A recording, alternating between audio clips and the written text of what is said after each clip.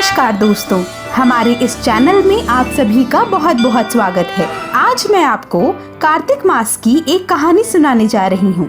कार्तिक माह में स्नान करने वाला सवेरे जल्दी उठकर स्नान करके मंदिर में पूजा पाठ करके कार्तिक मास की तथा अन्य देवी देवताओं की कहानी कहता है।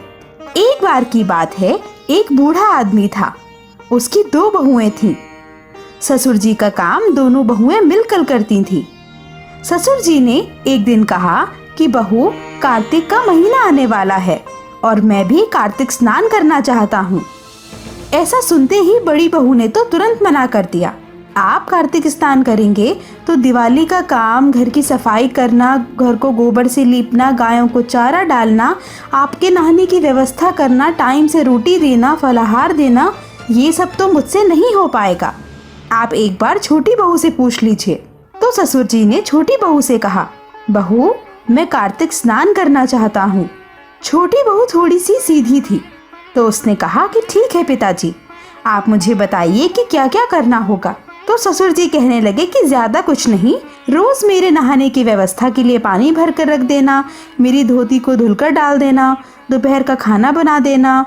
छोटी बहू हर रोज सुबह उठकर 5 बजे कुएं से पानी भरकर ला देती, जिससे ससुर जी नहा लेते और फिर उनकी धोती को सुखाकर डाल देती। दोपहर में गरम गरम रोटी बनाकर खिला देती।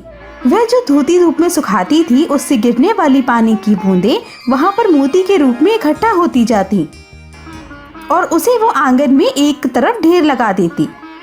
क्योंकि छोटी बहू बहुत सीधी थी, इसलिए वह समझ ना सकी कि ये मोती हैं। इस तरह से 1 माह निकल गया। अब कार्तिक माह खत्म होने को आया तो ससुर जी बहू से कहने लगे, बहू, अब कार्तिक समाप्त हो रहा है, मैं ब्राह्मणों को खाना खिलाना चाहता हूँ।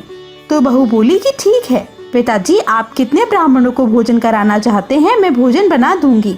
उसके ससुर जी ने कहा कि मैं 5 ब्राह्मणों को खाने के लिए आमंत्रित करता हूँ। बहू खाना बनाकर ससुर जी को खेत में बुलाने चली जाती है। पिताजी, आप घर जाकर ब्राह्मणों को भोजन खिला दीजिए, मैं खेत में रखवाली कर लेती हूँ। यह सुनकर ससुर जी घर पर ब्राह्मणों को खाना खिलाने चले जाते हैं और इधर वो सोचती है कि पिताजी ने तो कार्तिक नहाकर पुण्य कमा लिया, लेकिन मैं चिड़ियों को भगाकर क्यों पाप की भागीदारी बनूं? और यही सोचती है कि चलो राम जी की चिड़िया, राम जी का खेत। इधर चिड़िया दाना खाती हैं और जो दाने नीचे गिरते जाते हैं वो सब हीरे मोती बन जाते हैं। पास में ही बड़े भाई का खेत होता है। उसने वहां से देखा कि छोटे भाई के खेत में तो हीरे मोती जगमगा रहे हैं। जब उसने वहां जाकर देखा तो हीरे मोती के ढेर दिखाई दिए। उसने अपने पिताजी से पूछा कि पिताजी, ये सब कैसे हुआ? तो पिताजी ने सारी बातें बता दी और कहा कि उसे तो कार्तिक महाराज टूटे हैं। बड़ा भाई जाकर जब अपनी पत्नी को बताता है तो उसके मन में भी लालच आ जाता है और वो कहती है कि ससुर जी ने तो पहले मुझसे ही कहा था, ये सब मैंने क्यों नहीं किया। अब वो साल भर का इंतजार करती है और कार्तिक माह आने वाला होता है तो जाकर ससुर जी से कहती है कि पिताजी, आप इस बार कार्तिक स्नान करेंगे तो सारा काम मैं ही करूंगी।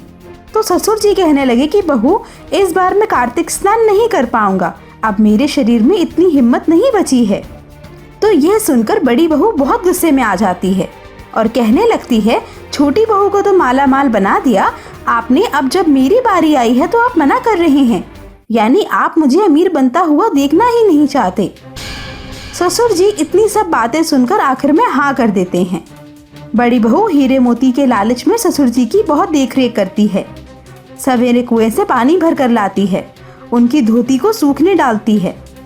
बहुत सारे हीरे मोती के लालच में बहुत सारे पानी के साथ ही धोती को सूखने डाल देती है, जिससे उसे हीरे मोती तो नहीं, लेकिन उसके जमीन पर गड्ढे जरूर बन जाते हैं।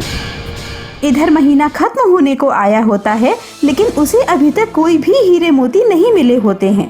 अब महीना खत्म होते होते उसने ससुर जी से कहा कि कार्तिक मास खत्म होने को आ गया है, तो मैंने एक ब्राह्मण को न्योता दे दिया है और जल्दी से खाना बनाकर भी रख दिया।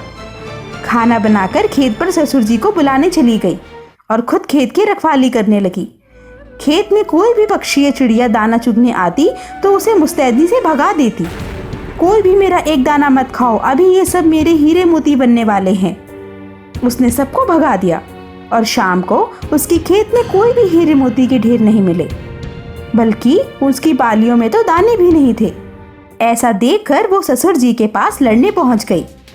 तो ससुर जी ने उससे कहा, देख बहू, तूने तो देखा देखी पैसे के लालच में मेरी सेवा करी थी, जबकि छोटी बहू ने तो निस्वार्थ भाव से मेरी सेवा की थी, इसीलिए उसे कार्तिक महाराज टूटे।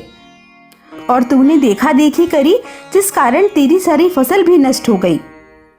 उसके बाद ससुर जी ने कार्तिक महाराज से प्रार्थना की कि हे कार्तिक महाराज, जैसे मेरी छोटी बहू को टूटे हो वैसे सबको टूटना, और जैसे बड़ी बहू को टूटे हो वैसे किसी को भी मत टूटना।